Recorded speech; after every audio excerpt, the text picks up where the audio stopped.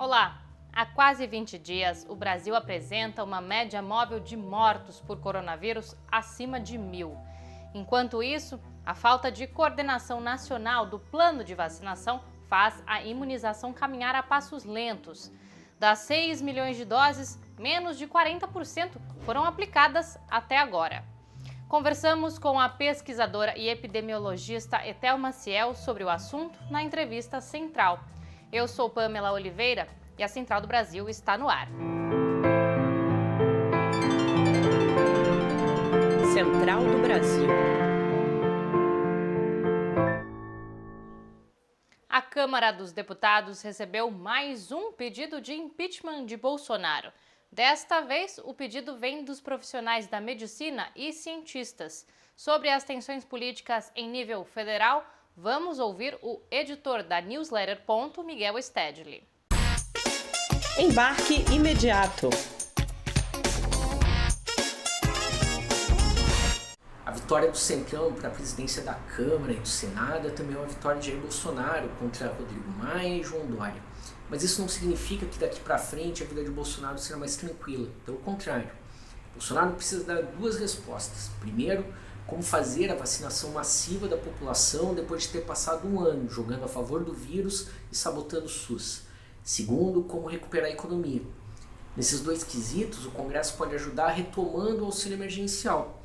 Mas, ao mesmo tempo, o pacote econômico que Paulo Guedes enviou ao Congresso no ano passado ajuda muito pouco a retomar a economia.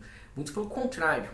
Além disso, Rodrigo Pacheco e Arthur Lira, assim como boa parte dos parlamentares, não têm consenso sobre a privatização da Eletrobras, por exemplo. Além disso, Bolsonaro vai precisar dar respostas à sua base social. Afinal, ele ficou 2 anos dizendo que o Congresso era quem lhe impedia de trabalhar.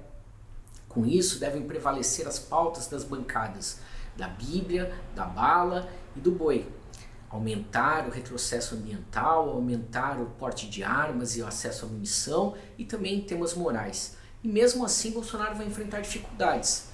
Muitos senadores e deputados são pré-candidatos aos governos estaduais. Não vão armar uma bomba como a autonomia das polícias militares para cair no próprio colo daqui a 2 anos. Pelo país, escolas públicas e privadas que começam a voltar com as aulas presenciais estão registrando casos de Covid-19. Na cidade de Campinas, interior de São Paulo, 42 pessoas foram infectadas poucos dias após a retomada em uma escola. Profissionais da educação pública estão se mobilizando em greve pela vida. Afonso Bezerra traz um balanço das mobilizações. Trilhos do Brasil. Profissionais da educação têm se mobilizado em torno da greve pela vida. No Rio de Janeiro, as aulas da rede municipal também retomaram nesta segunda, dia 8, mas no formato remoto. As presenciais, alvo das críticas dos professores, estão agendadas para o dia 24 de fevereiro. Duda Quiroga, do Sindicato dos Professores do Rio de Janeiro, explica que a categoria concorda apenas com o retorno presencial quando houver a ampla imunização dos trabalhadores. Agora, a gente admite que é possível voltar, mesmo que os índices estejam altos, desde que a gente já esteja vacinado, ou seja, que você tenha a gama dos profissionais de educação vacinados, né? E que, se possível, dos responsáveis dos nossos estudantes também. Em São Paulo, onde as atividades retornaram nesta segunda-feira, dia 8 de fevereiro, com cerca de 800 escolas fechadas, professores e profissionais da educação decretaram greve. A decisão foi aprovada em assembleia virtual com o apoio de mais de 90% da categoria. A Secretaria de Educação de São Paulo diz que a decisão é embasada em experiências internacionais e nacionais. Os trabalhadores da educação defendem que o retorno tem que ser apenas com a vacina e que as escolas não oferecem condições sanitárias para receber os estudantes.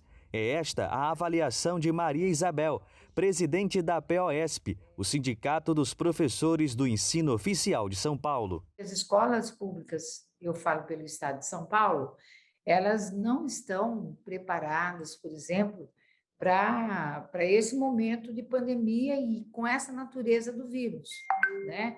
Acho que não está preparada mesmo.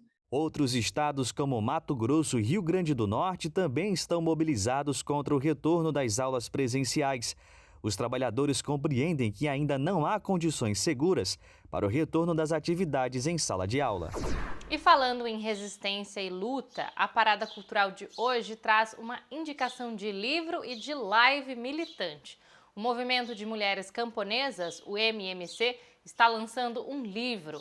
Quem nos conta mais é a integrante do MMC, Justina Cima, de Santa Catarina. Parada Cultural. O livro Feminismo Camponês e Popular foi escrito pelas mãos de muitas mulheres camponesas, militantes, dirigentes de várias partes do nosso país. É um livro que traz toda uma trajetória de luta e resistência para a construção de mais dignidade das mulheres e da nossa sociedade. Queremos convidar você para participar da live de lançamento no dia 10 às 19h30 e será um prazer muito grande tê-los e tê-las junto conosco neste momento especial tão importante para nós do Movimento de Mulheres Camponesas e de toda a classe trabalhadora. E agora vamos falar das comunicações. O leilão da rede 5G está em curso e o ministro das Comunicações, Fábio Faria, tem utilizado a rede como moeda de troca e até para chantagens. Além de acordos envolvendo a vacina Sputnik V, Faria subiu o tom com as empresas de telefonia e está exigindo uma rede privativa para Bolsonaro. Mais na reportagem de Nayata Wani. Nacional. Para sugerir melhorias na implementação do 5G no Brasil, a Câmara Federal criou um grupo de trabalho composto por 10 parlamentares. Os membros vão acompanhar, propor e avaliar todo o processo da nova tecnologia no nosso país. O pesquisador do Instituto Tricontinental, Marco Fernandes, contextualiza as consequências de um eventual banimento da Huawei na rede de infraestrutura da nova tecnologia. Bom, nesse sentido, quando a gente pensa em 5G, a gente pensa na China, porque de fato foi o país que mais avançou nessa tecnologia até hoje. A China hoje, por exemplo, é responsável por 85% dos usuários de 5G no mundo. E a principal empresa chinesa, a líder mundial na tecnologia 5G, é a Huawei. Por isso mesmo, a Huawei se tornou um dos grandes alvos dos Estados Unidos nos últimos meses. O leilão das empresas que ficarão responsáveis pela execução do 5G no Brasil ainda está incerto. A tecnologia que promete mais velocidade, conexões estáveis e que mais dispositivos acessem a internet móvel ao mesmo tempo, será implementada em um cenário de interferências e disputa política de Bolsonaro. Uma das exigências do presidente é a criação de uma rede privativa ao Palácio do Planalto e os demais órgãos da administração federal.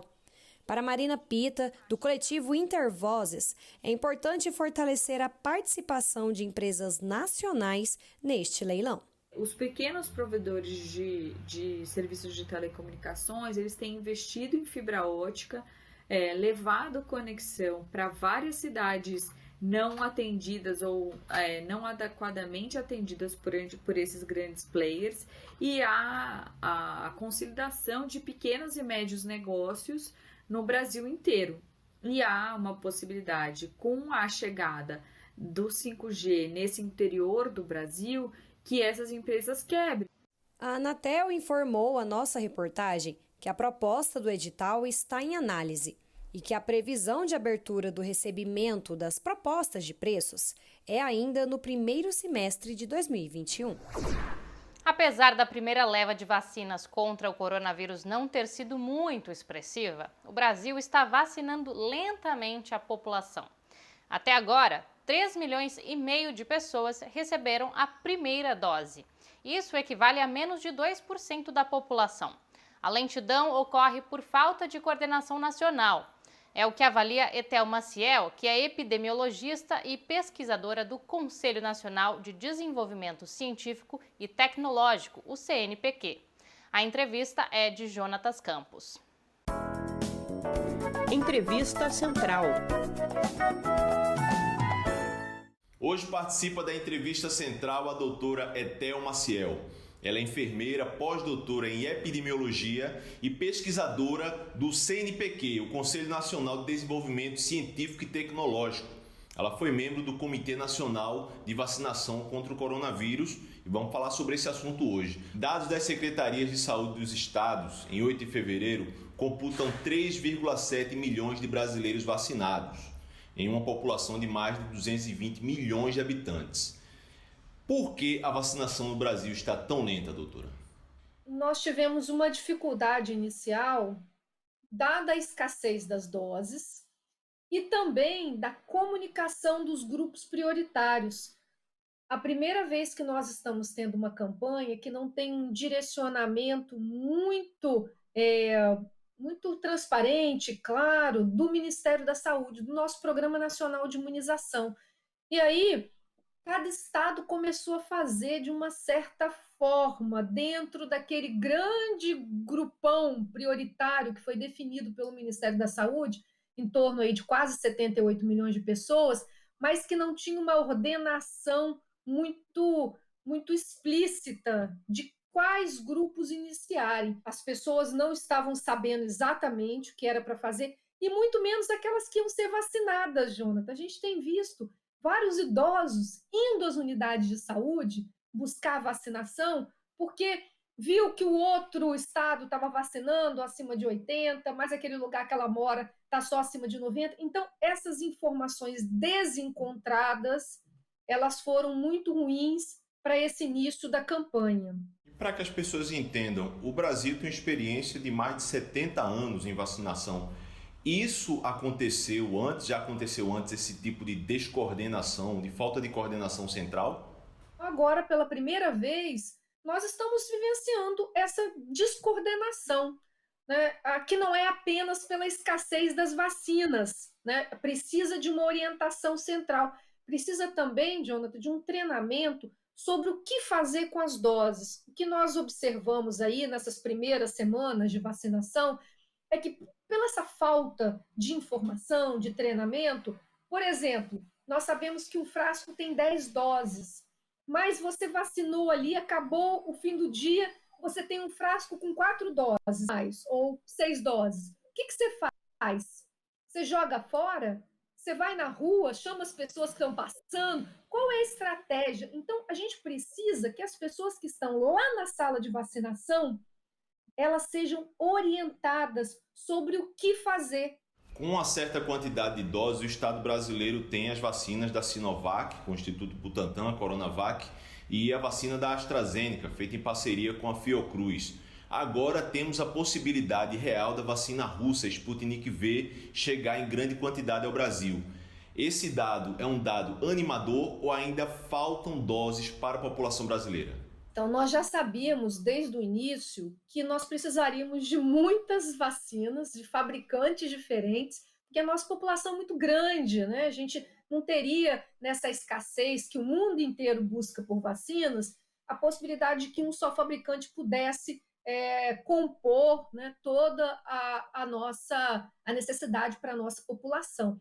Então, todas as vacinas são bem-vindas, né? A gente não tem que ter preconceito de onde a vacina vem, a gente tem que ficar muito atenta aos dados de eficácia e de segurança e aprovação da Anvisa, muito importante nesse momento. É importante sobre esse assunto também, Jonathan, a gente ficar muito atento para que não haja interferências políticas na Anvisa. A Anvisa tem que ser independente, né? Ela precisa cumprir, aprovar a Sputnik V, né? Fazer a avaliação da Sputnik V da mesma forma que fez a Coronavac e da mesma forma que fez a AstraZeneca. E eu encerro o programa lembrando que hoje, dia 9 de fevereiro, é dia do frevo, um ritmo pernambucano que, infelizmente, por conta dessa ineficiência do governo Bolsonaro em controlar os efeitos e riscos do coronavírus, está deixando saudades neste carnaval. Mas, mesmo assim, o frevo continua sendo um patrimônio imaterial do nosso país. Agora sim, o Central do Brasil termina aqui. Até amanhã.